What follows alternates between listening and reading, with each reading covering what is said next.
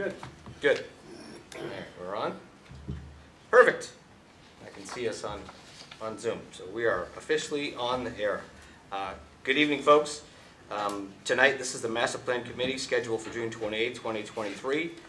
This meeting is being held on the third floor training room at 355 East Central Street. Time being 6:42. This will get this meeting started. Couple of notes here. Note to residents, all citizens are welcome to attend public board and committee meetings in person, and the meetings will also be live streamed by Franklin TV and shown on Comcast 11 and Verizon Channel 29. Recordings of meetings are available on Franklin TV's Franklin Town Hall TV YouTube channel. Additionally, in an effort to maximize citizen engagement opportunities, citizens will be able to continue to participate remotely via phone or Zoom. Link to access the meeting for tonight, 2023 meeting link is, please call in phone number 1-929-205-6099 and enter meeting ID 84277006399 and then press pound P. Was that the correct number that you had? Or was it different? 88 On on the agenda. All right, And for the record, it's June 28th. June 28th. Thank you for that correction. For tonight, we are in the training room. We have a new set of controls as well as cameras, which is why things might look a little bit different than the normal setting that we had down in the council chambers. This is our second official meeting. We have agenda. Everyone should have a copy in front of them. The first topic I want to bring up before I actually get into the agenda is that from this point forward, these meetings will be pretty much hosted up here in the training room, a little less formal than what we have down in the council chambers, which is fine because that actually makes things a little bit more comfortable than it was on our first week. I do want to announce that there are a few people absent today. Bruce Hunchard will not be able to join us tonight. Rick Power will also not be able to join us tonight, as well as Aaron Gallagher. All right, with that being said, the first item on our agenda is the public meeting law overview. Mark Sorrell, our town attorney, is here. For those who don't know Mark, you want to introduce yourself, Mark? Yeah, I'm Mark Sorrell, I'm the town attorney. I've been the town attorney in-house for 20 plus years. So if nothing else, I'm a survivor. Glenn asked me to come tonight because apparently some folks had questions as a result of your initial meeting, so I'm here to answer those questions. I really don't have a formal presentation, other than to say that subcommittees under the open meeting law are treated as separate public bodies and also subject to the requirements of the open meeting law applied to the subcommittee. The responsibility for implementation falls to the chair of the subcommittee, so that's something you need to be aware of. And then let me just say, generally, prior to COVID, there was the ability for individual members of boards and committees to attend a meeting remotely, to participate remotely with the permission of the chair, and also the proviso that for it to be a valid meeting, a quorum, the chair plus a quorum of that committee had to be physically present at a location. That was suspended by COVID, and it's been extended several times by the legislature, the latest till next year sometime. So at least for now, you have more flexibility, but understand that there was the underlying authorization for remote participation anyway. The only thing else of significance is if anybody is participating remotely, it's upon the chair, whether it's of the overall body or if it's a subcommittee meeting, the chair needs to identify the person or persons who are participating remotely and then all votes need to be by roll call vote, even routine procedural matters. So that's kind of, that's that. And I mean, I can get into more detail, or I can answer questions, so. So I'll open it up to questions if anybody has any specific questions that they've generated for Mark in regards to policy, procedures, open meeting law, 'cause I know everyone received the open meeting law rules and regulations. Any questions?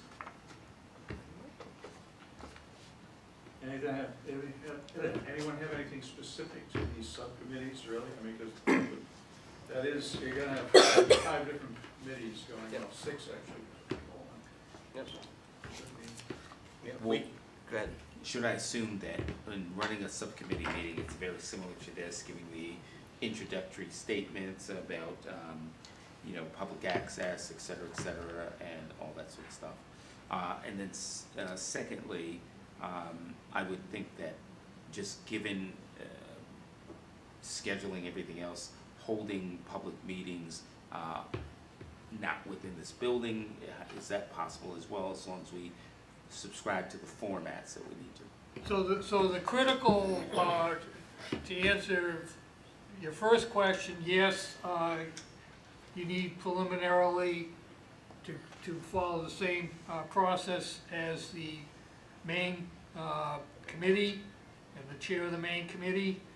You need to include also the fact that the meeting's being recorded, if it is.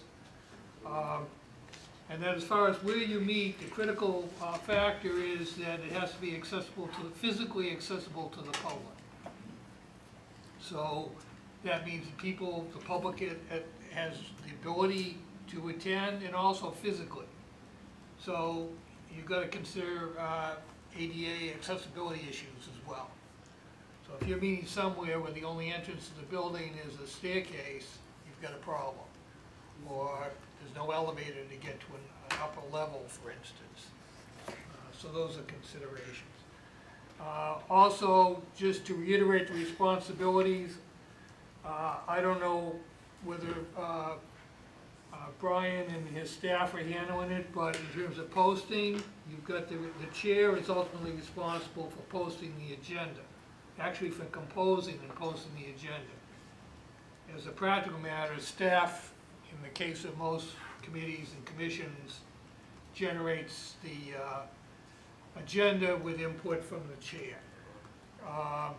That needs to be posted 48 hours in advance, excluding Saturday, Sunday, and legal holidays in the calculation. There are emergency exceptions, which I frankly find it difficult to apply to your situation. What is not an emergency is somebody's oversight in failing to get a meeting timely posted. The state just doesn't buy that defense at all. So that's one thing you need to be aware of. And then the chair has a responsibility, obviously, to then run the meeting, and also to ensure that minutes are created, whatever the mechanism is in place to do that. But as a subcommittee, you need to have your own minutes as well.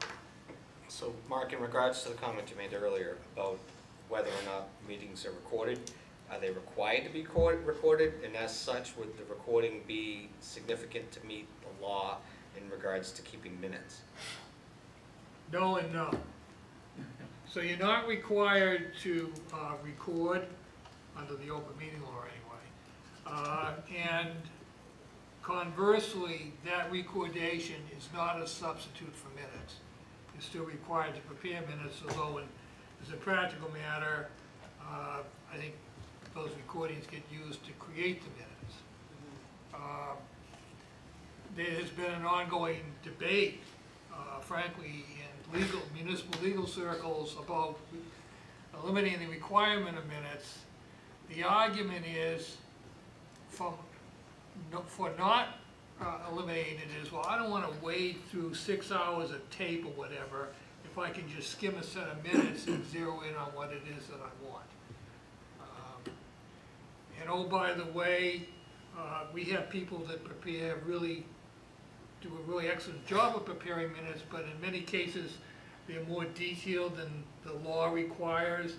The law requires only the attendance, be noted, motions and votes, and a fair summary of discussion. So it does not need to be to the level of he said, she said. It's an issue of somebody who did not attend the meeting gets a fair impression of what took place by reading the minutes. A little complicating factor, as well as documents that get referenced in the course of a meeting are required to be included in the minutes as a separate attachment. I want to go back for a minute because even though this is basic and applies to the general meeting as well as the subcommittees,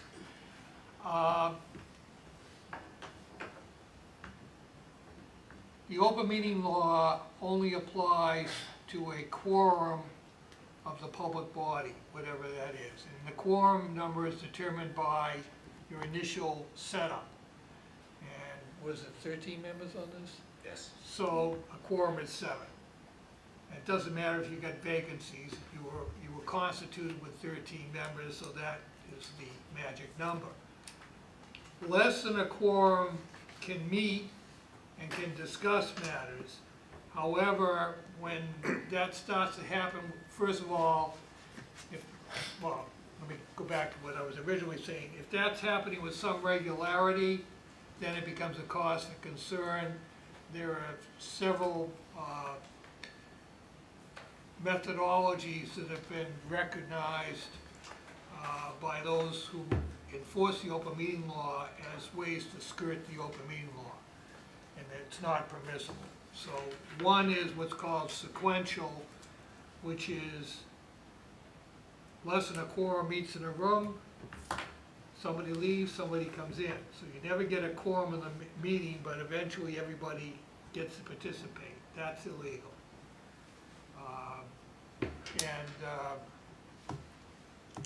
As well, any kind of, it applies to any kind of communication, so you're talking, obviously, any kind of smart device, emails, that sort of thing. If a quorum gets on that, that's gonna be an open meeting law violation. So it's okay for instance, Glenn to shoot out an email over just a real bona fide, like a scheduling thing, something very basic. But if somebody comes back with, oh, by the way, and the next thing you know, it's devolved into a discussion, now you've got a problem.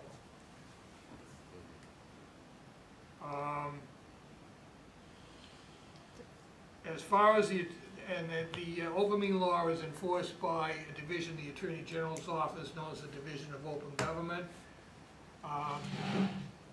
From their standpoint, they would also examine, in terms of the informal meetings or the meetings of less than a quorum, if that's casual or it's a calculated thing, and they will deem something to be a subcommittee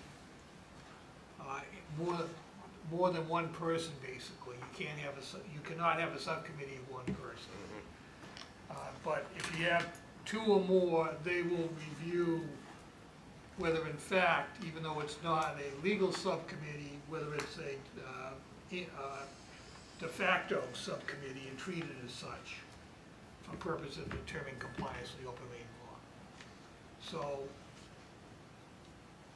neither the council nor Glenn sets up a formal subcommittee, but a certain number of people start meeting on a regular basis, tasked with certain types of things. For all intents and purposes, you might as well consider yourself to be a subcommittee. Through the chair, Yes. to Mark,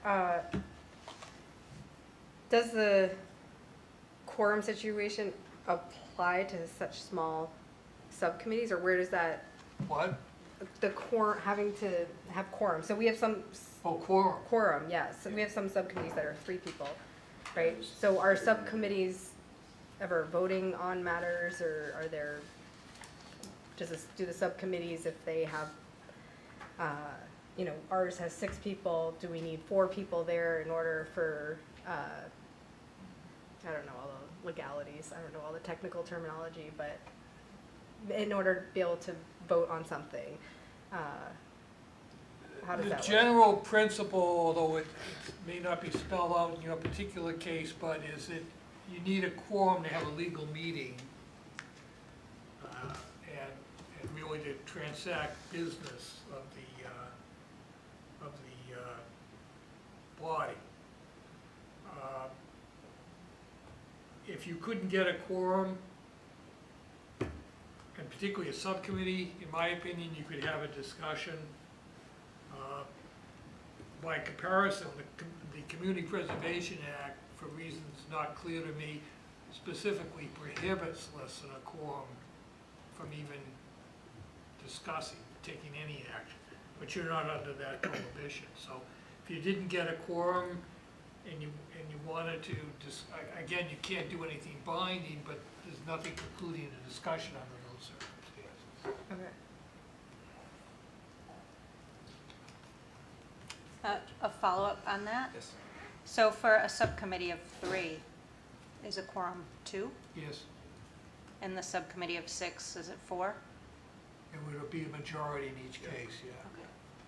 Which is generally why you like to make committees and subcommittees odd numbers, so that it's easier to meet Right. the requirement. Something can come to mind, which just slipped right through. Oh, another really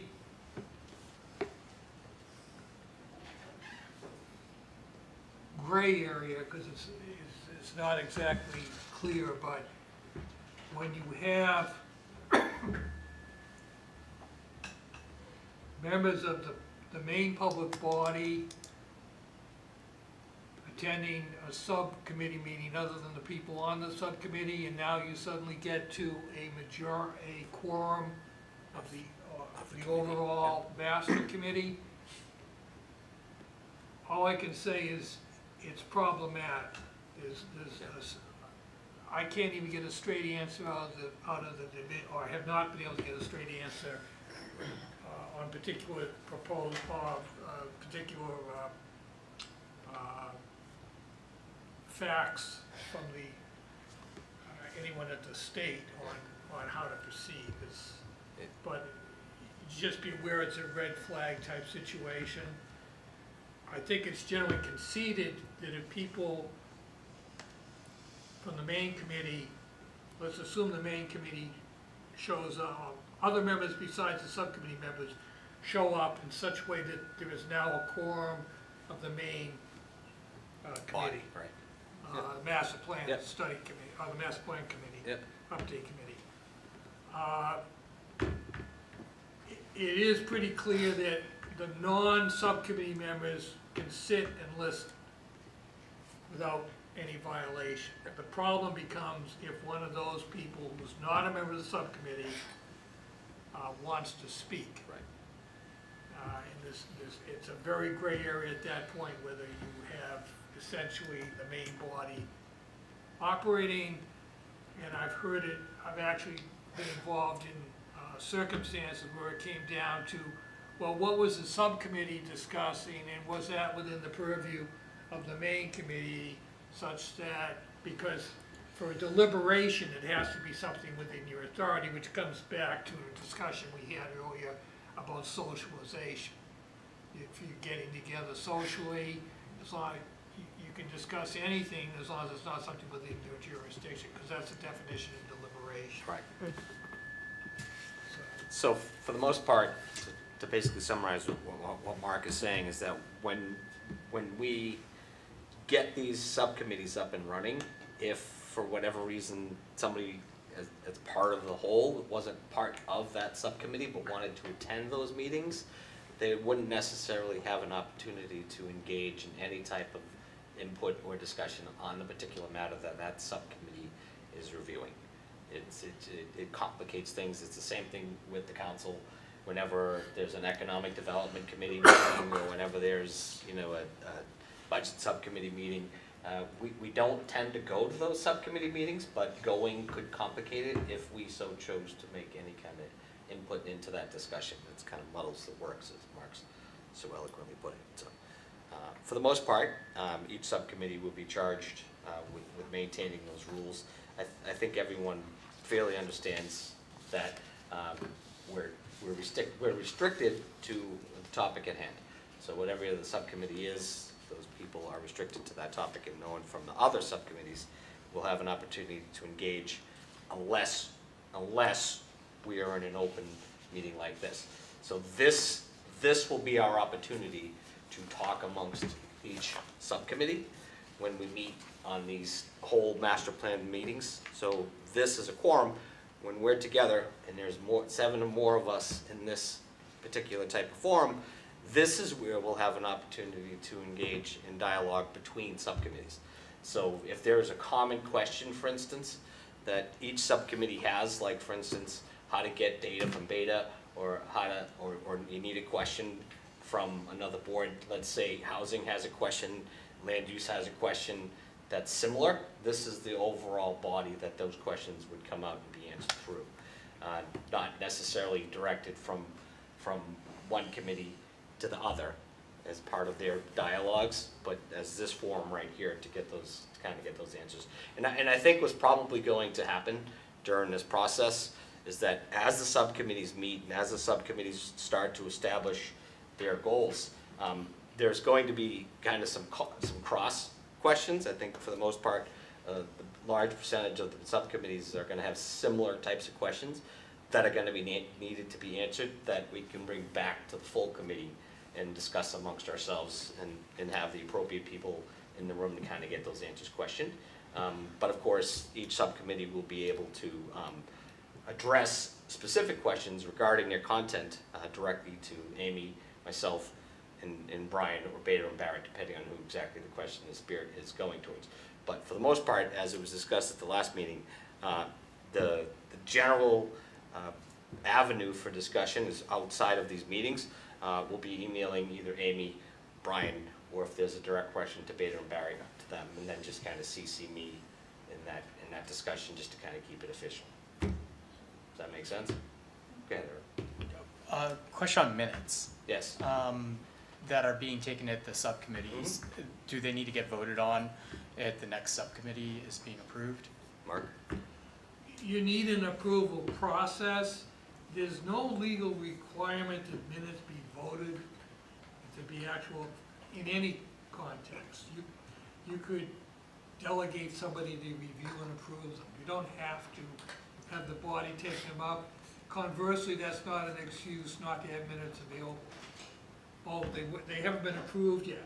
That's tough. If somebody makes a request for the minutes, they have a right to the minutes. And if they haven't been prepared, approved or not, that's a problem.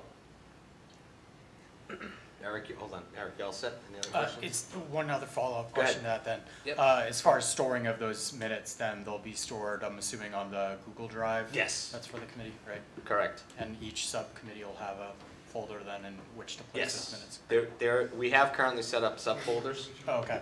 for each subcommittee to keep their information, their agendas, their minutes, as well as any relevant data on the drive. Everybody will have access to the 5 subcommittee folders, just in case, because I think one of the comments I spoke with Amy earlier this week was that there's logical reasoning that data that is being collected from one source for one group is probably applicable to the others. So more than likely, what we may have to create, and Brian, you may or may not agree with me, is some type of folder relevant to just data. That's general across all 5 subcommittees. Okay? I think the answer to that question is yes, we will have data, but anybody that has access to our Google Drive, the Master Plan Committee, Yep. they will be able to go into the other subcommittees and look at their meeting minutes, for instance, and things of that nature. So in general, you have access to everybody have the same access to every speck of information that goes up on the drive.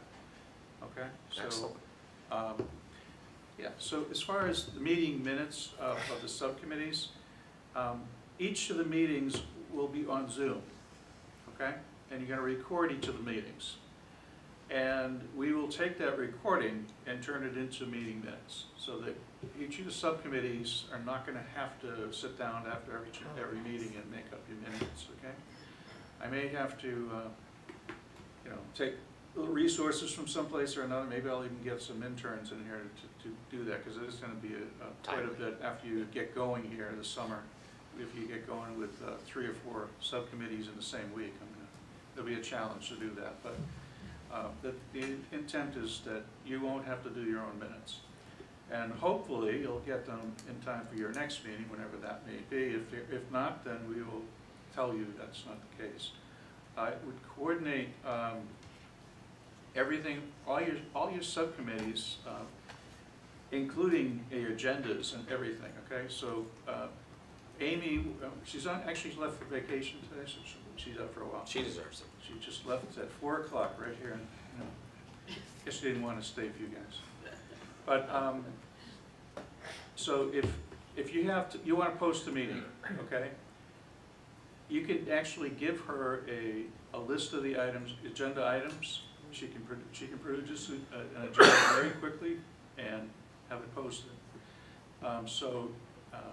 Long as the chair of each subcommittee meeting is okay with doing that, or you can send the agendas all set, and she'll put in the Zoom information on it herself. But they're pretty straight. It's just going to be using a standard form with a different committee name or whatever on it. So it should be pretty easy to go through her on most of this. It should work out fine. So let me just focus on follow up on a couple things. First, since the last thing talked about was agendas, the agenda is what's reasonably anticipated.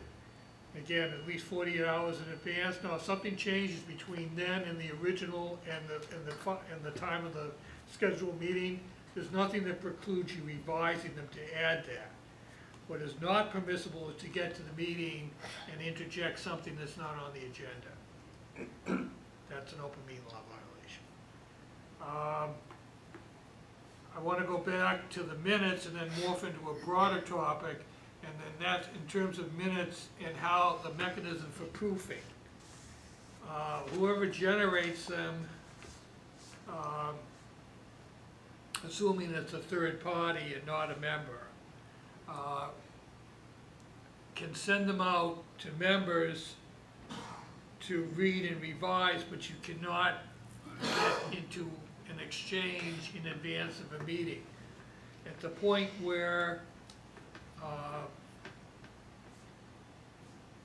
basically at the time that you're gonna, they can only be shared at the point where you're prepared to post them to the public as part of the meeting.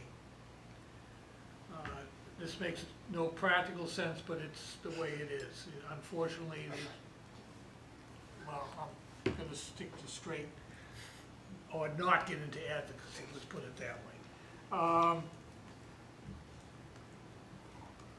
Broadening that, there might be occasion to share documents or a document in anticipation of a meeting. There is a limited ability to do that. For instance, Kobe comes by some article on urban planning or new urbanism or something like that. You can send that out without editorial comment to the other members. You can share it. You cannot edit editorial comment like, see this paragraph that summarizes blah, blah, blah. You can just enclose for your information or attach your information, and we can discuss this at the meeting.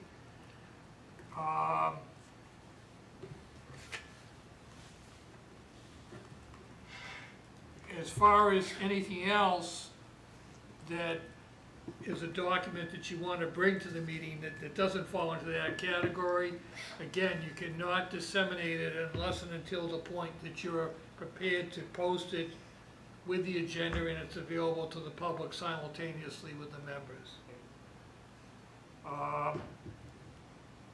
A variant on that, which I assume you'll get to at some point, or an application, has to do with drafting and generating. If you're going to be drafting portions of the master plan or whatever, it would be okay if you had a non-committee member doing it and everybody just sent their material and that person did independent compilation and generated a document and then brought it before the whole body to review further. But you can't get into either among yourselves or through that third person with an exchange of those draft documents outside a posted meeting. And again, it's a fairly awkward and relatively unworkable situation, but that's the way it is. Thanks, Mark. Eric, any other? No questions. Any other Thank you. Janelle? If two subcommittee chairs realize that there's going to be a lot of overlap with a topic, what criteria would there be, or could there be joint subcommittee meetings? You're supposed to, as a joint committee meeting. And then they would act as co-chairs? Yes, Yeah, for the most Okay. part. Yeah. Well, I would say I'd actually leave that up to the committee. and it may be that you realize as you go on that there's a need for broader context and therefore to bring it back to the whole committee anyway. Right. If, my feelings are, because what we tend to do at the council level is if there needs to be a joint type of committee, just bring it up to me, and so I can basically make it known to the committee as a whole that, you know, these two subcommittees have decided to, well, they'd like to put together a joint committee, and that would basically make it legal for you to put the agenda together of that joint subcommittee. Yep. As a follow-up to that, but if that joint subcommittee meeting has 7 people or more, is that not considered quorum of this group? Well, for the most part, the subcommittees are 333 and Zoning what is is not. what 334 and 6. 6. So it would be kind of difficult to get the land But use on your zone. hypothetical, potentially, it's a meeting of the whole, and again, it gets down to what's being discussed. Right. And again, it becomes how many angels dance on the head of a pin. It just, unfortunately, the way it's just set up in the enforcement, it's people that have minimal experience in the real world of municipal government, and they're making these determinations. So, And one of the things that we could do also is if it is something of that complexity is to bring it to the full master plan committee meeting and put it on the agenda as a topic of discussion so we can iron it out. It would actually allow the whole committee to have the ability to chime in on that and actually be able to allow other members to participate in that discussion as well as putting input for it as well. So more than likely, if it's not logical to put together a joint subcommittee meeting simply because of open meeting law, and if it's a little bit more broad of a question, it's probably best just bringing it to the whole committee to get that answer. Put the post it on the agenda. Thank Anything else, Jen? Janelle, did you have anything else? No. Okay. Megan? So looking at the example of a document that maybe you wanted to send out to your subcommittee ahead of time, or maybe data that we're getting from Beta or elsewhere, and sending it ahead of time for review, but not discussion beforehand, are those documents things that we post with the agenda for the public as well? Okay. for reference, and it's available, reference to where it's available. So perhaps, I don't know if you deliberately, but there was a distinction in what you just said. So the example I gave with Kobe, that's something that's out there already, it's in existence, it's not specific to your endeavor. And that is what is permissible to share without editorial comment. Something that's been generated by your consultants, you yourself, whatever, that's as part of your ongoing process. It's a stricter rule of when it's available to everybody. That is something you cannot share until it's also being made available to the public by way of the posting of the agenda. Okay. Through the chair. Yeah, Brian, go ahead. I have a couple of examples, Mark, and maybe I'm sitting here with a couple of things I'd love to send you guys in a week or two, for instance. a community engagement plan that the whole committee is gonna get behind. And you need to get a meeting in a month or so to talk about in detail. If I send it out too early, then that's probably a mistake, correct? Yeah. And the same thing with a project timeline, developing a timeline. I could send it to the chair or maybe to a couple of members for their input back to me, because I want their input. But if you share it amongst yourselves, you're breaking the Right. And frankly, the AG's office, neither the AG's office nor anybody else in state government is out there policing this stuff. They respond to complaints. Right. So if you create a situation, or if you have some kind of friction in the community or whatever, that's how it's going to get brought to their attention. And then frankly, it just becomes a diversion of time, personnel, and resources to have to respond to that. So that's why you want to avoid it. Because after all, you're really only an advisory committee anyway. You're Correct. the product that you ultimately produce is has to be approved by another body. Yep. That being said, you're still subject to all the constraints of the open meeting law, ethics law, whatever, so. So an example, kind of what Mark's talking about here, a common question that comes up to me from my apprentices is that they're required to do professional development. They have to do 6 hours worth of professional development, but they're only required by law to keep it on record. They're not actually required to submit it to the state. So a lot of common questions come up and say like, well, why bother doing it at all if I'm not even required to submit it? And my comment to them is it's not a problem until it is a problem. So if something happens, if somebody's got a complaint, if there's been any kind of personal issue or somebody makes a complaint about somebody, then typically what happens is the governing board comes up and says, okay, show me your documentation. And if you don't have it, that's a violation. Even if they said, oh, I didn't feel like keeping record of it, it's like, well, that's too bad because you're required to keep record of it, and someday they might come looking for it. And that's kind of, to Mark's point, is it's not a problem until it is a problem. It's really, the best practice is that anything in regards to a topic specific to the master plan, in any sense, is always best keeping it within a public forum. And the best way to avoid violating the public meeting law is to minimize those discussions to less than a quorum. So if, for instance, me, Kobe, and Janelle wanted to have a discussion about a topic that's referring to the master plan, sure, amongst ourselves, talking together, that's okay, to kind of hash out some thoughts and ideas about specific things. But as soon as it becomes this back and forth dialogue between a majority of the group, that's a public open meeting law violation, where we are supposed to let the public know that we are deliberating about this specific topic. And as a quorum, anything, that's a violation. Kobe, did you have? No, Okay. I think we got. Joe? That's a little different subject. Yep.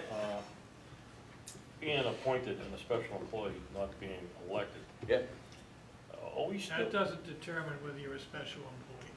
what the, Whether you're appointed or elected, that's not the distinction. explain yourself, because I wasn't done talking. You're only a special employee if the council takes specific action to make the position, not you individually, but the position that you're filling, a special employee under the town's government.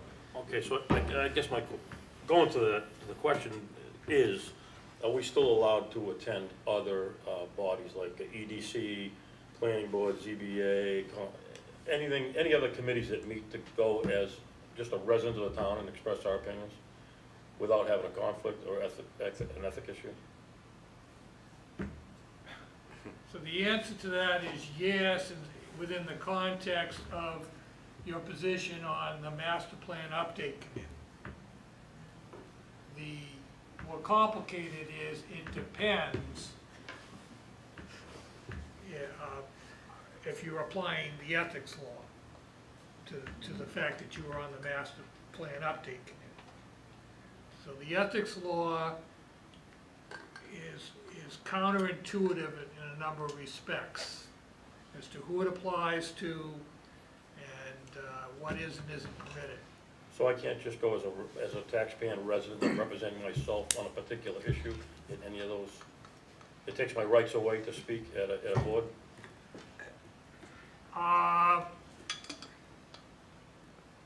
Well, first of all, the ethics law applies to all public employees, whether elected or appointed, compensated or uncompensated, unless you've been exempted. And that's, and then given the status of a special employee, which the ethics law still applies, but not as broadly. It's narrower. It's recognizes a need for like professional expertise at the local level, and if you're going to really apply the ethics law strictly, you'd never get people, planners, engineers, attorneys, whatever, any manner of professionals to serve on town boards because they would be totally deprived of their livelihood. So this modified exemption is created if that status is granted by the legislative body that limits the impact. But a clear conflict is not exempted. You're still subject to it. And right now, unless and until the Master Plan Update Committee is designated special municipal employee by the council, which I expect to happen at some point, but at this point, you haven't been so designated and you're subject to the ethics law completely. And oh, by the way, it's supposed to be part of your initial appointment. If you haven't done their training, that's something you need to do. And to go back to the point Glenn raised a few moments ago with his apprentices, the state, after the ethics law was tightened up and they imposed its education requirements, over a period of time, the Ethics Commission recognized they didn't have the resources to go out and proactively enforce. Audit. So what the position they've taken is, if somebody is subject to an ethics complaint, they will then review whether you've taken the training. And if you have, they'll take that into account, and if you have not, it will be held against you at that point. So I guess my question would be, just to be clear, I enjoy attending the EDC meetings, and I like having some input. We enjoyed having you. Right. And if this was 3-4 months ago and I'd already been appointed, I would have been there, whether supporting or not, some of this ADA, the housing, and the zoning that they were talking about. And obviously now I'm on the zoning and land use. Would I be able to express my opinion at those EDC meetings while I'm on this committee? Yeah, it's generally, you don't generally have a conflict if you're serving on one town board or committee and it has to do with interaction with another one, because everybody has a public interest. You may have a difference of opinion, but basically the whole focus is what's best for the public. The conflict problem is when your private interests interact with the governmental one. I mean, you've been involved in land development.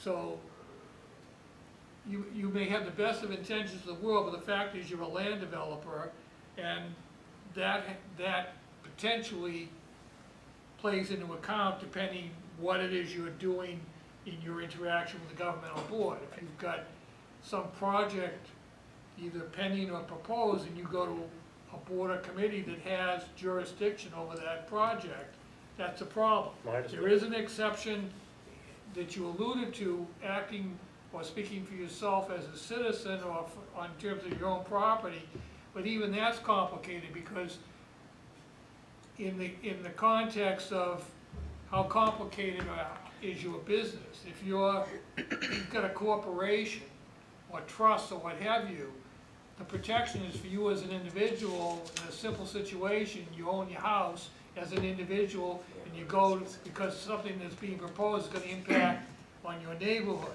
that's okay. But the fact that your corporation or LLC or whatever is gonna be impacted, and you're speaking on that, on their behalf, now that's not you on your own behalf, that's you on behalf of a third party with a position different from the town. I Okay. understand though, and I've So- been through all that, you have to have an Yep. attorney represent you, I know all that stuff. Okay. My question was, can I attend like an EDC meeting to put an input in that may have something to do with a general, the whole The town answer was, enjoying that? being on the master plan is not inherently a conflict of interest at another. You might have a separate conflict of interest. So but being on long the as master it's plan- not specific to your own Oh, personal I agendas. understand that, I That's just wanna make really- sure that I can still attend other boards That's and put good. some input in. Yep. Not related to anything I have going, but just for the general public. I think the answer is yes. Yes. Okay. Yeah. Well, you scared me a little, we slowed No, down. Answer my no, question. no, we're veering off a like, little bit okay, here. those Let's gonna go let's away. try to bring this back I don't in. wanna mislead anybody. Nope, you're not misleading anybody, Mark. Anyone else have any specific questions for Mark before I move on to the next agenda item? Thank you, Mark. Thank you. All right. Thank you, Mark. Thanks, Mark. You're welcome anytime, and either you can contact me individually if you have any questions, just, if you have to leave a voice message or an email, just remind me that you're on this committee. Or if you want me to come back, whatever, I'm available, so. Good All right. luck. Thanks, Thank you, Mark. Mark. Thanks, Mark. Appreciate it. All right, so as part of our second item on the agenda for today was the establishment of the 5 subcommittees. I know I sent this out in an email to everybody. We talked about this last week as well. Let me highlight these 5 specific subcommittees for the public's attention. There are 5 subcommittees. The first one is referred to as Land Use and Zoning Subcommittee. The chair of that committee will be Janelle Lang. The other members are Joe Halligan, Bruce Hunchard, Jennifer Williams, Gino Carlucci, Erin Gallagher. The second subcommittee is referred to as Housing and Economic Development. The chair of that is Kenneth Elmore, with members Rick Power and Kobe Frangillo. The third subcommittee is Community Services, Facilities and Circulation. The chair is Kobe Frangillo, with members Kenneth Elmore, Erin Gallagher, and Janelle Lang. The fourth one is Sustainability, with chair Gino Carlucci, Melanie Hamblin, and Eric Stelzer.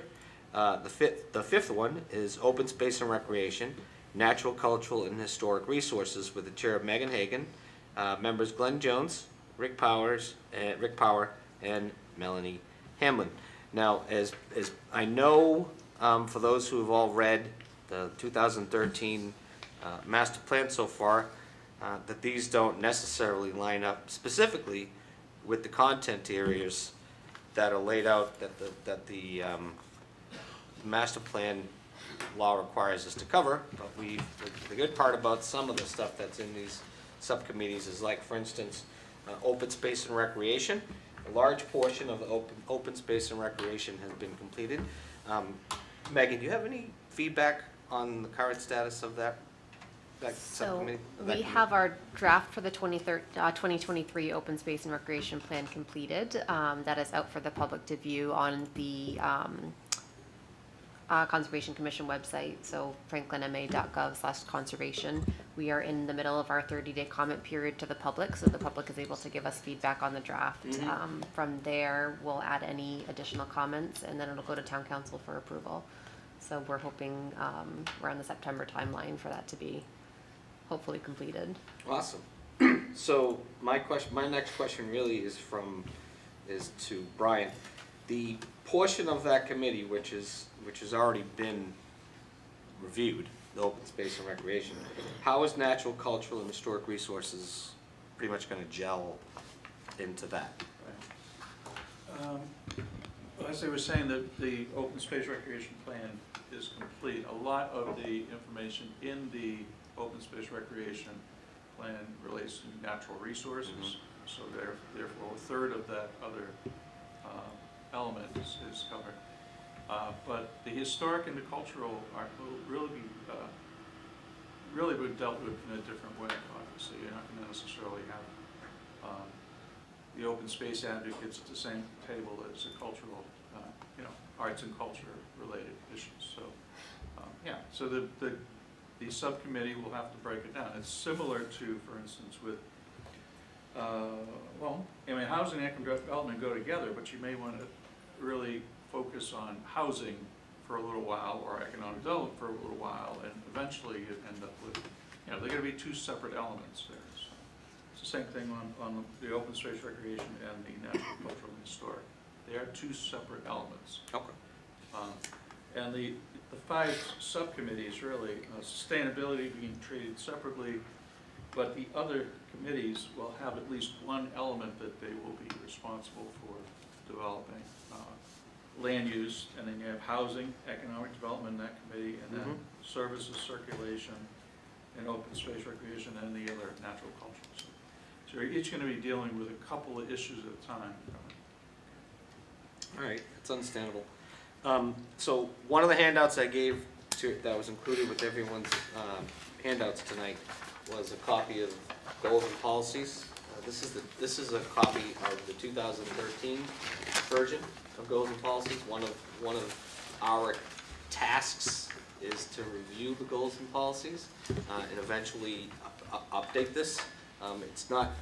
It's not necessarily on our agenda tonight to do that, but one of the things I wanted to point out is if you look under the first page, it states the specific elements of the master plan that we are supposed to focus on. One is land use, second is natural culture and historic resources, third, open space recreation, fourth, circulation, fifth was housing, sixth one, economic development, and the community services and facilities. So the sustainability portion of this was kind of an addition to the master plan. It was incorporated, like I mentioned at the last meeting, as part of the master plan is kind of like the sixth goal of each part. But what we thought was a logical thing to do was to take that specific portion and turn it into its own subcommittee, which will be sustainability. Gino, Mel, and Eric, you three are going to be kind of spearheading that portion of it, working closely with Brian and through the planning department. But I think, and correct me if I'm wrong, I'd like to really kind of open this up for a second in specifics, a little more specifics, because I'm looking for some questions myself in regards to how this is going to work. But the sustainability portion of the master plan is kind of an all-encompassing thing. In other words, all of the elements that are listed have some portion of them that are sustainability, correct? And so, for instance, you know, Gino, Mel, and Eric are really going to be asking a lot of questions into things that are specific to just about every content area of the master plan. So how do they, in other words, there's got to be a lot of crosstalk between sustainability and all the other portions of the master plan. How do they get kind of a clear direction? It's kind of an open-ended question. Bobby? Yeah, as an answer, in my mind, you know, the reason this is so important, in particular sustainability, is we're talking, for the most part, environmental sustainability, and that's because we know that climate change is a pressing need, and so both climate mitigation, our part, and you know, being responsible participants and mitigating future climate change, as well as climate adaptation, responding to the climate that's going to have stormwater implications, it's going to have land use implications, it's going to have you know, building implications, things like that. To me, that's the sort of additive focus that no other group is going to be particularly focused on. So yeah, building's relevant to that. You know, the few pieces that are going to be relevant to that. But if you want direction for a charge, climate mitigation and adaptation feels, you know, the most specific. Gino, would you agree with that? Well, actually, I was going to bring up the question, is it envisioned that sustainability would be its own section in the new master plan, or incorporated, elements of it incorporated into each of the other elements? Brian, quick before he answers his question. The sustainability, from my understanding of the elements that the state requires us to cover, it doesn't necessarily specify sustainability. I guess that's kind of Correct. my concern is if we're gonna draft a master plan, and this is a topic that isn't necessarily addressed in the state law about something that we necessarily have to require, how does it get incorporated officially into the master plan? One of two ways. It can be its own element if you choose to go in that direction, or it can be like we did the last time and make sure that each of the different elements have a sustainability component to it. So I think that's, going forward, you may decide 3 months from now a direction, whatever it is that you work on, whatever they think it's best, whatever the whole committee for that matter thinks the best way to go is the way to go. And perhaps the end result might be both, that there might be elements of sustainability in each of the other elements. I keep saying element twice. Yeah. But there could also be a separate section with things that are strictly sustainability related and not necessarily part of any other element. So maybe I guess we'll figure it out as we go I like along. that. Sounds good. Yeah, that's- Whatever works for the town. That's very logical. No, it is, because it only makes sense, since that was what we did the last time, 2013, was make one goal for each specific element, sustainability, but then an overarching set of goals for town-wide type sustainability. That's a good idea. That's a great thing. I will actually leave that to you and your subcommittee to kind of sit down and come up with that chart. If you want to bring that to the next full Okay. master plan committee, we can discuss it. Janelle? To clarify on the state requirements of those elements, that would be the minimum, right? So if we, as a full committee, choose to say sustainability is really important to us, we want it to be its own distinct element on top of these other requirements, Mhm. we can do that, right? Yes.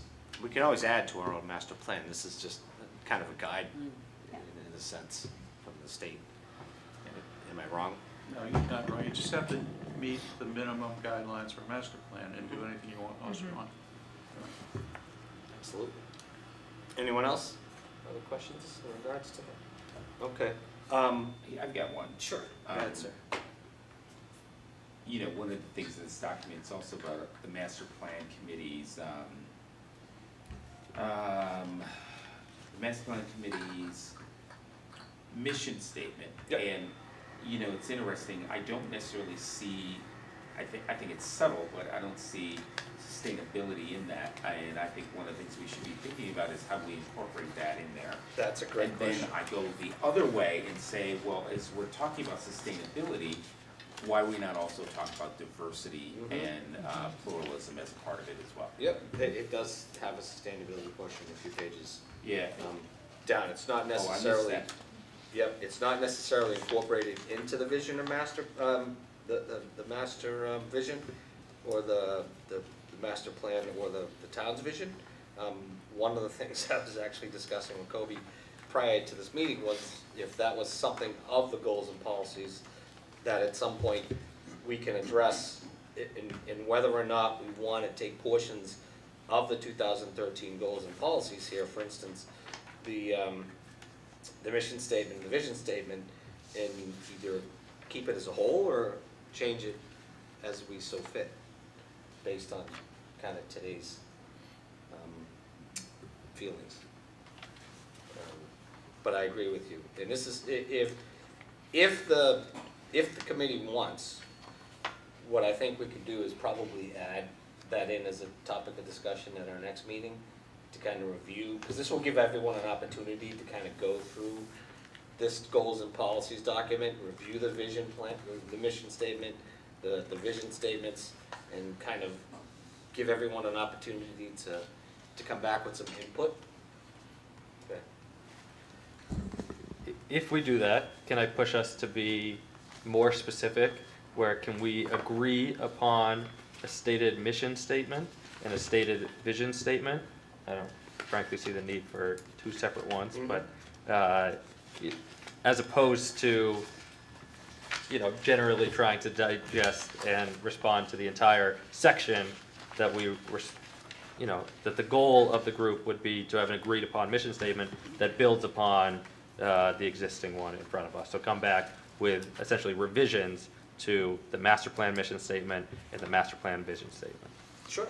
That sound reasonable? Yeah, I mean, but are you suggesting we discount the vision statement or just kind of hold off on discussing it? I'll say mission statement and vision statement. At some point, I'll need someone to explain to me The why differences? we need Right. two separate statements, but Okay. because they're here. Kobe, if you don't mind me asking, we'll go through Brian, who established the last one. What was the thought behind establishing these two types of statements? The committee thought that that was the way to go, period. Okay. I mean, they developed it, it took them several meetings to come up with what they wanted in the document, and that was what came in the document. I'm sorry. You know, Yeah. as long as the section on, that we're talking about spells out your general, you know, mission Mhm. and your vision for the town, things of that nature, that's all you need to do. You can totally rewrite the whole thing, whatever you want to do. Fair enough. We could probably take that, this particular portion of the master plan, the goals and policies, is something that we can take in bits and pieces while we go through this process. So I think kind of based on Kobe's suggestion, is that if everyone agrees to take it to the next full master plan meeting and kind of address it as a whole and take it by mission statement first? Sound logical? I'm sorry, Ken, you had another point? No, I mean, you know, to Kobe's point as well, I do think that I'm missing it, but I just don't see explicitly sustainability in the mission or the vision statement. Yeah. And 100%, yeah. And then, again, go backwards, if we're going to incorporate sustainability as a comprehensive thing that we should all be thinking about, should we also include, because it's contemporary, everything else, some portion of diversity or pluralism into the space as well? Yeah, no, that makes sense. Kobe? I think there are two pieces to that. One is, in our mission, should we value those things and make sure that they're reflective? I've already torn this up and added, and those are my two big things, where different pieces of diversity that we can expand upon, and different pieces of sustainability and sort of, you know, responsible global citizenship that we can expand upon. Now, should diversity be a separate section in the same way that we're now pulling out sustainability? I love the idea, and I think that it's a worthwhile thing to ponder. I'd be, hey, if there's there, it'll put me on the group. I think it has less. It touches fewer pieces. I think we need to be responsible. When we talk about housing, we need to make sure that we're thinking about diversity. We need to make sure that we're thinking about accessibility through everything, which we already did through open space and recreation. Certainly when we talk about arts and culture, making sure that we're getting, but it's less of a big topic. So it would be the next thing that I added. I'm sort of indifferent whether it becomes a separate group. It's a big ask, that means it's a whole separate, chair and committee. Well, it may not be a big group, but I think it does permeate all of these committees in the same way that sustainability does. Even if we're looking at things like land use, even if we're looking at things like economic development, housing, of course, these are the kinds of things when you think about multiple views, perspectives, and working off of Benjamin Franklin's ideal, it was about pluralism. It was about incorporating the democracy, the truth in democracy, democratizing truth and perspective, and especially a place like Franklin over time, where we're talking about resolutions, immigrants, migration, and everything else. It fits all of these things. And maybe it's just a matter of asking committees, each committee, to think about not only sustainability, but also the pluralistic ideal as a part of it too, and how we further it. Well, all right, so this brings me to an interesting question. One, I think everyone's gonna have some general input into the rewriting of this mission statement and what our general mission's gonna be.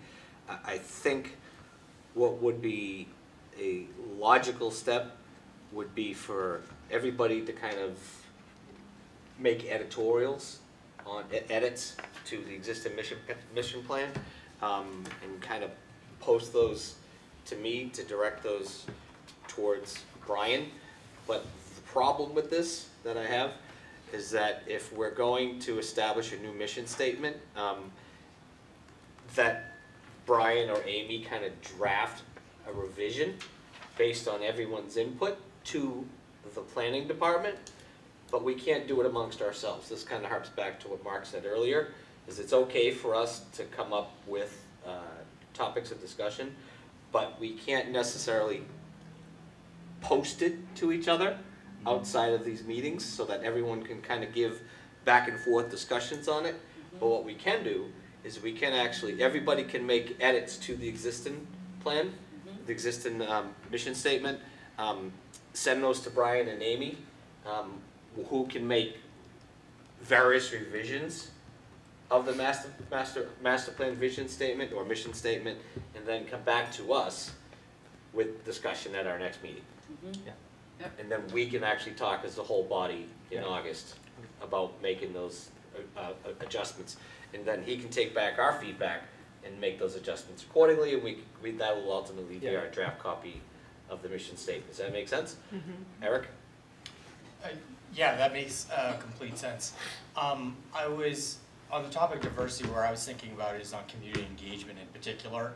And I'm just curious about the timing of the creation of the mission statement to the development of the community engagement plan to ensure that the engagement plan can incorporate any statements that the committee has on diversity issues. In particular, I don't want us to get too far ahead of ourselves on the community engagement plan without ensuring that diversity is included within that effort. Oh, undoubtedly, which is why it's only logical that we establish that mission statement prior to having the public forums with any one of the subcommittees.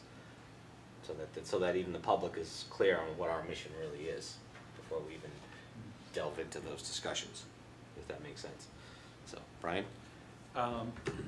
My thought was that a month from now, or for whenever the date is, 4 weeks from now, whatever the date is, your next full meeting, you'd be talking about timeline, which we're developing a draft timeline in general for the next year and a half or whatever it's going to be that you'll be working on this. And then you can review that. In addition, we'll have a draft community engagement plan for a review. It'll be only a draft, and it doesn't have to be approved for months if you don't want it, but you'll have something in front of you for consideration. And you'll have, he's talking about the actual mission statement is the other issue that I think is very, very important. And I'm wondering if, say 3 weeks from today, if you have comments, send them to me. You can send them directly to me and Amy, and we'll put together something. It may be 5 different mission statements, but you'll have it and you'll debate it at the next meeting at the same time. So once you figure out what your mission is, you're going to make sure that issues of equity or whatever the case may be are actually in your community engagement plan, and you go forward. So, all right? Makes sense. All right. With that being said, because we're... Can we put a date on that? Well, our next, yes, I'm July sorry. 19th? Our July 19th? July 26th. Yeah, provide comments by July 19th, a week in advance of the July 26th meeting? By the end of that Wednesday, whatever date that is. Yeah. July 19th. Okay. So, as Kobe suggested, that if everyone has any comments, editorials that they want to make, or revisions to the existing mission statement, to make those and sent over to the planning department no later than the 19th, so that they can put together some draft document for the 26th. All right.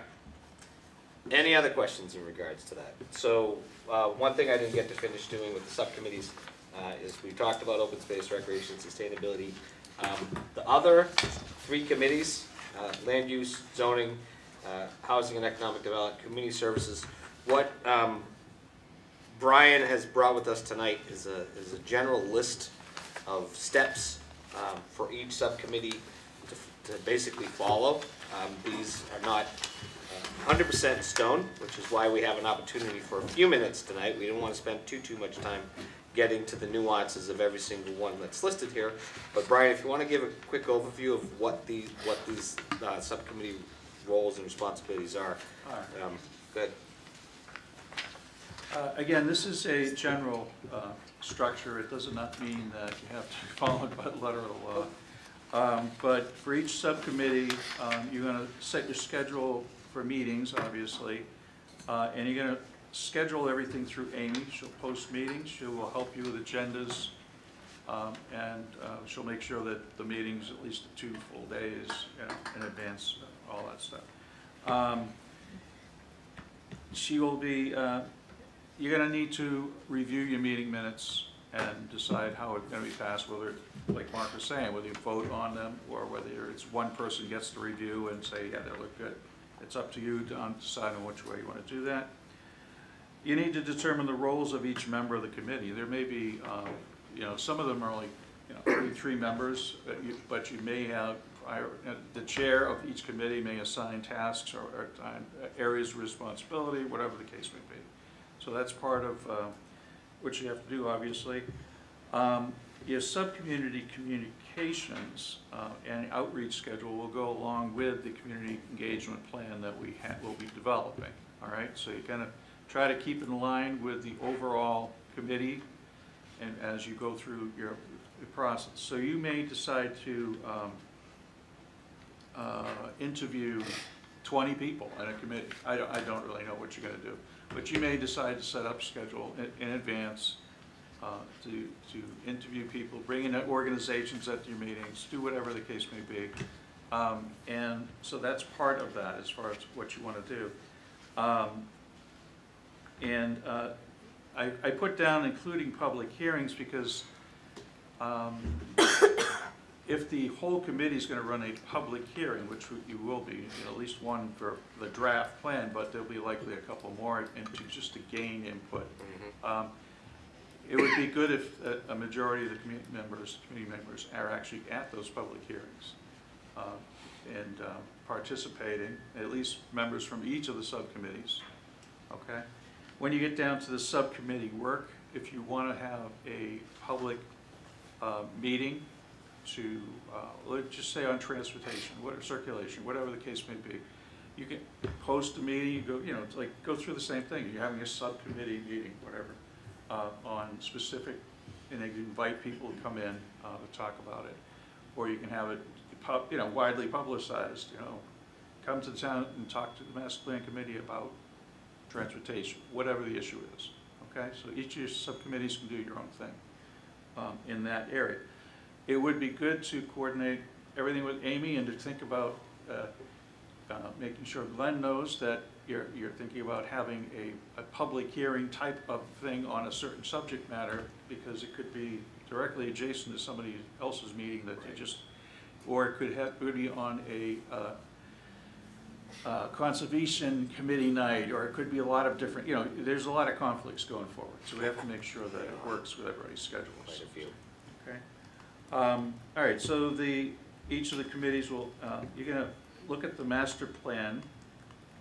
All right, update full, I'm right now, update the full master plan committee at monthly meetings. So if you have had subcommittee meetings and you have your monthly meeting, the thing to do, I think, would be to have it on the agenda for that person to chair, or whoever it is that's there to represent that subcommittee. If you haven't had it, just like at town council, some of the subcommittees don't have a meeting between them. Just, you can say, you skip over me, I don't have anything to add right now, or whatever, and you go forward. But if you have anything to discuss, that would be the time to do it, and that would be time for if you're going to report on some issues or whatever the case may be. And if you do not want really specific things talked about on the agenda under that subcommittee, then we could list those as issues to talk about at that time. Okay. So you're going to be reviewing the implementation element of the master plan, looking at your specific areas. And we did do an update. We're going to be doing an update. We actually get some emails out to some of the staff to see where we stand with the implementation element right now. We're at 20 pages of things that have been accomplished. There'll probably be a couple more pages. You'll get that, and the consultants will get that, and that way you know where you are with your specific element of the 2013 plan. And you, as a subcommittees, you can go through them and say, okay, the circulation element had these, let's go through them line by line. Okay, we no longer need this goal, we no longer think this is relevant, whatever the case may be. And that'll be a good way to start to formulate where the town's going to go with these, where your subcommittee's going to go. And you're going to review the goals from the master plan, which is the same basic thing, but the implementation element is really more fine line. It talks about a lot of different tasks and things that have been accomplished. You're going to be reviewing the comments from Beta, their existing conditions work that they're going to be coming out with. So once a section implementation, or rather an element is ready to go, they will go through, we'll be sending it out to the subcommittees. We'll probably send it out to the whole committee, which will be, that way you can discuss it. But the subcommittee specifically will be they'll be wanting input from you within a certain timeline on what you're, on that actual element. So they're going to establish new preliminary draft goals as a committee. Each committee will say, okay, we want these 17 goals or whatever the case may be for circulation, whatever. Eventually, you're going to meet with other subcommittees, and this is something that was discussed earlier. If two subcommittees want to get together to talk about a common issue, or three, you can either do it with a couple of committees having a joint meeting, or you can have it the full meeting, either way. So either way, there'll be plenty of opportunity to talk between subcommittees on these issues. You're going to compile the feedback that you gain from public input, and you're going to adjust your goals accordingly. You're going to refine your goals, develop objectives, and proposed actions. You combine the subcommittee work into a draft master plan, and then you'll be going public with the draft. And you'll be all asked to review the whole plan, essentially, if you have the opportunity to take, because it's not just your own elements that you're working on, but the whole plan in general. The public input period will be at least a month, maybe it will be longer than that. In here, one thing I didn't talk about, but it relates obviously to community outreach, is what are you going to be doing? Are you going to be doing surveys? Are you going to be doing a lot of things like that? So as you go forward, you refine the tasks that your committee is going to do. You're going to have one survey for the whole master plan. You're going to have individual smaller surveys for which you can have targeted groups. All right. And any of you that have had worked on planning and it all, if really just send your comments out. I mean, talk about it, because if I'm saying something that really doesn't make sense to you, please, you are the committee. I'm just trying to help out where I can. So, and like I said, this list here is for guidance purposes. You don't have to follow it to exactly what it is, but that's the general tasks are in there. Okay. Okay. Perfect. And I think Megan can back me up on this one with the process that you've already gone through with the open space and recreation. You guys had a fairly well laid out set of plans or organization in regards to public input, Absolutely. public outreach. You put some really cool videos together. I remember Rika. I had a few, yeah. and Ryan Jetty, yep. put together some cool videos, and there was some really good outreach. I think what might be a useful tool for the chairs and the subcommittees that of the other subcommittees is to kind of review their format and kind of, if it helps, structure kind of a set of guidelines as to what to follow. It was well done, and it's nice because that's kind of a piece of this puzzle that's already done. But it's also a piece of the puzzle that we can kind of use to help build the rest of the puzzle together. It's awesome that we have a great example that's recently successful in terms of community engagement.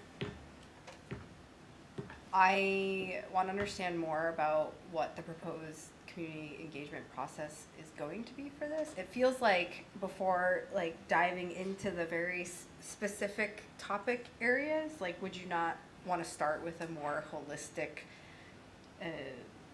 approach to understand like the real kind of hot buttons of the community as a whole and see where a lot of the overlap is before maybe building on that to then create more focused community engagement topics or subsets versus the other way around. I think about general thoughts that anybody might have about Franklin, right? And they're not thinking, oh, zoning and land use or,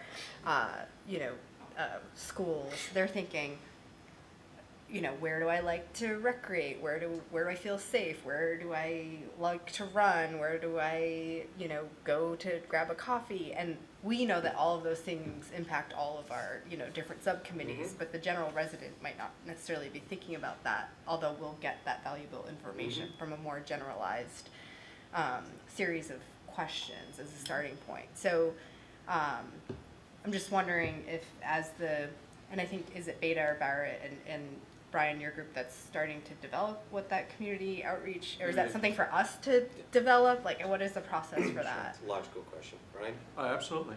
So community engagement plan, like I said, a month from now, 4 weeks from now, we will present a draft of what we are proposing.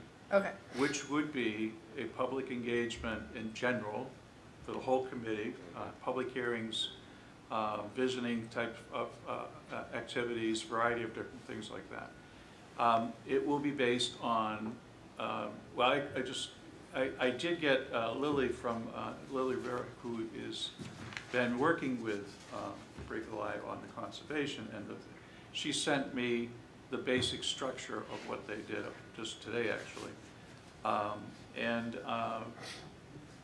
think Jill from Barrett also sent an example of a community engagement plan from another community. And we all have, we have the MAPC's engagement plan. So combined, we plan on in a month, you'll be, 3 weeks from now maybe, we'll send out the agenda and attached to that will be community engagement plan, a basic timeline, and those things will be on the agenda to discuss next time around. Okay. Sorry if I'm jumping ahead. No, I understand I completely understand your logic. I think, based on, again, what Brian just said, that's kind of our job as the whole of the master plan committee, to engage the community and get that feedback, which in turn the subcommittees can take that information to their level and build upon it. And then, we as a whole, as a master plan committee, will ultimately be having our own level of engagement with the public to ultimately get their feedback, as you so eloquently put it, holistically, as a kind of a big picture input, in that each subcommittee will have their own subcharges specific to their goals that are part of their content. Toby, you had a question? I was gonna say, I think there were two main things that I got out, and thanks for preparing this. But, it's good to get a sense of, what each subcommittee is doing. But yeah, the two main questions remaining are, what is the overall community engagement plan versus what our subcommittees gonna have to do in terms of community engagement? Like, are we expecting search, right? So that's one big thing. And the other is timeline. So I'm looking forward to both of those. On the timeline piece, 3 of these elements stood out as like having greater timeline relevance to, outside the subcommittee. One is setting up meeting times. The other is drafting goals for us then, and the last is sort of when do we actually need to finish the work and bring it back. And so that would be most helpful, right, to me as a chair is, when should roughly, we could change as we go, but roughly, when should we have our meeting dates established by? When should we have our agreed upon draft goals so that we can come back to a committee and exchange them and present them and see where they overlap or might need to shift? And eventually, when do we need to complete all the work? The fourth one that I had that might not necessarily be on here is essentially when do we need data requests to be in? Again, there might be some that pop up and we can answer it, but roughly knowing that, like, if you're going to ask for us to have this number for you or this type of metric, let us know by this date. So those would be the four things that getting your feedback, knowing our contract with Barrett and Beta would be most helpful, just sort of grounding these roles. Brian? Yeah, I agree 100%. So Barrett sent out a project scout, a draft for us to review. Looking at it, it's basically what Beta and Barrett are going to be doing, what their work is, and then laid over that is what the committee and the town staff are going to be doing. And so their timeline is, their inventory, assessment, by diagnostics and everything. I mean, they have on a calendar a certain amount of months to work on those issues there. Right. So if you go ask them for information, data in advance of that, they probably won't have exactly what you're looking for. So yes, it has all of this timeline. So basically, this is just a really a quick summary. But under the town master plan committee, each of the subcommittees are going to have their own needs, which are going to get laid out also in the timeline. And you could, so you're going to be working with Glenn, myself, whatever, on this basic timeline or whatever, before we come back and debate it at a full committee, I guess. But in general, if you were to want to have all your data next week so you can start your committee meetings and go into full depth, you're not going to have that. So we need to, in a month from now, we have enough, I think you have enough work to do with just the mission. Just the mission really statement. focus on that for a month. And hopefully in a month, you'll have a much better idea of what the timeline will be and the outreach efforts and everything. And you can discuss all that. We'll finalize them. And they will either finalize the timeline and just send it to the whole committee this is your timeline. Yep. Or we'll send it out for the next committee and you'll talk about it again. But, that's what we'll be doing. Really would depend on what this committee votes on and how it wants to address different issues. I think what we're gonna do is wait for the feedback from Barrett in regards to that, and we'll give that out to the full committee via email. But I think kind of, to like a discussion Kobe and I were having earlier, and I understand everyone's concerned, it would be nice to have kind of a specific date. It's like, okay, December 25th, we need to have X, Y, Z done. By March 1st, we have to have ABC done, et cetera, et cetera. It's nice to have deadlines, that's really important. But one of the things that I made comment to Kobe about is that since the subcommittees are kind of, they're working independently, in lieu of giving specific dates for each subcommittee to meet a public hearing, for instance, is in more of, instead of saying something like, all right, goal public hearings, have 3 public meetings between January 1st and March 31st. In other words, spring. So between the spring window, establish 3 public hearings to get public input in regards to the information specific to those subcommittees. Because in lieu of actually setting up specific dates, that allows each subcommittee a time frame to kind of fit those 3 meetings into, those public hearings into. and I'm assuming, Brian, that's kind of the same mindset that Barrett has. It's not, they don't have specific dates in regards to when the No, they public don't. hearings. Matter of fact, the, We're getting nodding There- assurance from Barrett. Oh, I'm sorry. yeah, Jill's on there. The basic timeline would basically, you take this whole plan and you divide it into about 6 sections. Each section with a certain amount of months in it, and then you work it out. And your draft master plan, you know, is gonna be done for a year. or Right. so, right? Done. So, you're gonna have plenty of time for all of these different things. Mhm. Each committee's gonna wanna say, go, go, go, let's get our work done in 5 weeks, but it's not gonna be that way. No, I thought so. You're gonna, I don't mean it to catch, you're gonna be taking your time, you're gonna be working with the full committee. Anyway, don't mean to catch you short, but Jill was actually, had a comment. Jill, Please. did you want to chime in on that? Yeah, sure. I think great questions by the subcommittee. And Brian, thank you for giving such, good overview of where we're at and where we're going. I know we don't have a lot of details that we've presented at this point, but you are correct in that I think the way we do a timeline is quarterly, and then we can, at each meeting, kind of show a little more detailed, next 3 months out, more detailed. But I would hesitate to put specific dates.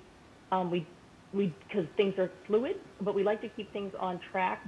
But you can see with the timeline that Brian kind of showed, it's better to just have it as a tool to see what builds on what and what can go on simultaneously and kind of what needs to take place before the next step.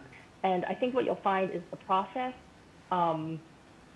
is really the rich part of this, of the master plan, is going through the process and hearing people in the community engagement.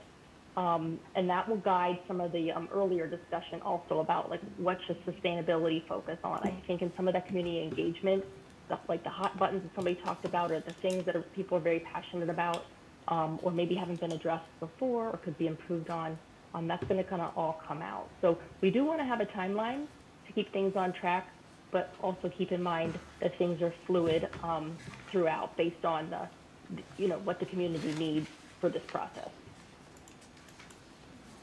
Okay. Thank you. Appreciate your input. Okay.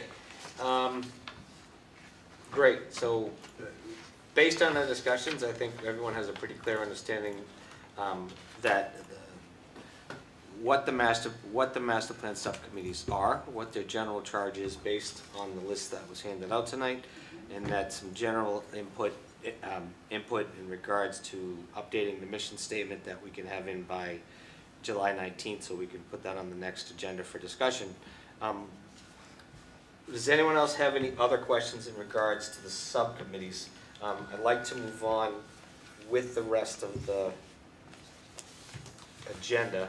Does anyone have any specific questions in regards to the subcommittees before I move on to the Brian or anyone else?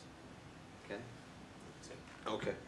All right, so the timeline we've just pretty much discussed, Brian, based on this discussion, we're gonna bring that up at the next meeting. yes. And Barrett will be able to make that presentation.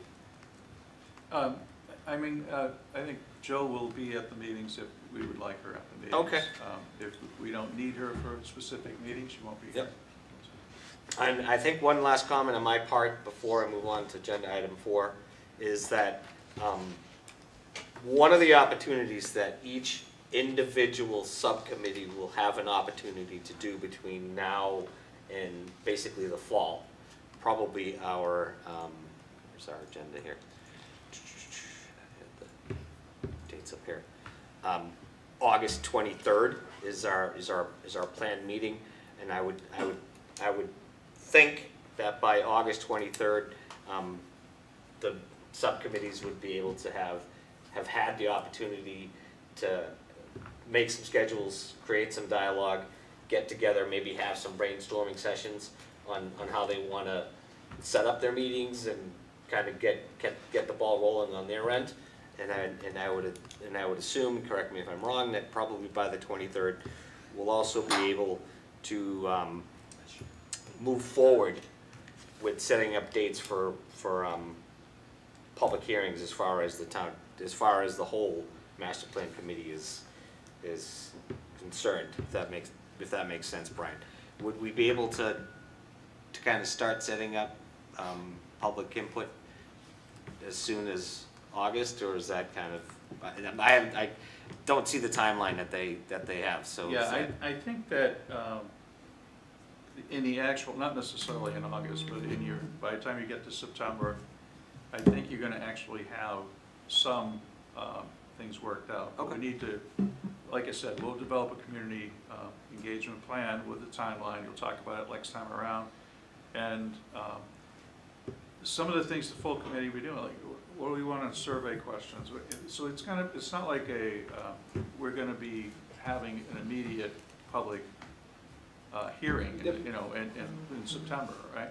We may, it depends on what you wanna do. Okay. But it's, really it depends on what the committee wants to do, how fast they wanna do, how much information they want, and how quick they want it. We'll go from there. Perfect. We'll take this in bits and pieces. It'll work out well. It'll all piece together. Always start puzzle with the pieces that you know. So the third line we talked about, the fourth item on the agenda for tonight is talking about master plan and the PR and messaging discussion. I think what I'll do is throw that out to the full committee to ask them if this is something that we could move on to the next agenda to discuss. Partly because Lily Rivera couldn't make it tonight, just to kind of get her feedback on what our vision, not only what our vision is, because this will actually work in well with our discussion on the mission statement, but also incorporated as part of our vision, kind of what we want to do as PR. You may have seen the graphic, I'm not sure if you've seen it or not, the Envision Franklin idea that Lily put together. I think it's clever. It's got some really good artistic features to it. And I think, Megan, you were the one that actually made comment about I that. did, so when you Google Envision Franklin, it comes up as basically a master plan sort of program for Franklin, Tennessee. Franklin, So, Yeah, Yeah, that happens I- all the time. Franklin, Tennessee. I feel like that will be confusing for citizens of both Bat 'em up communities front. if we go forward with Same that name, we'll beat 'em. same name. Oh, we just copied their plan. I know. We're done. Here's Franklin's. Just on the board of Franklin Area Moms, a local parent support group, and we often get confusion online with residents from Franklin, Tennessee messaging and trying to join our community, and we have to let them know we're actually in Massachusetts, not Tennessee, and so I can see where that would be confusing, having the same name. So with everyone's blessing, we can bring this up to the next, I'll add this on to the next Motion to meeting move to the agenda. next meeting.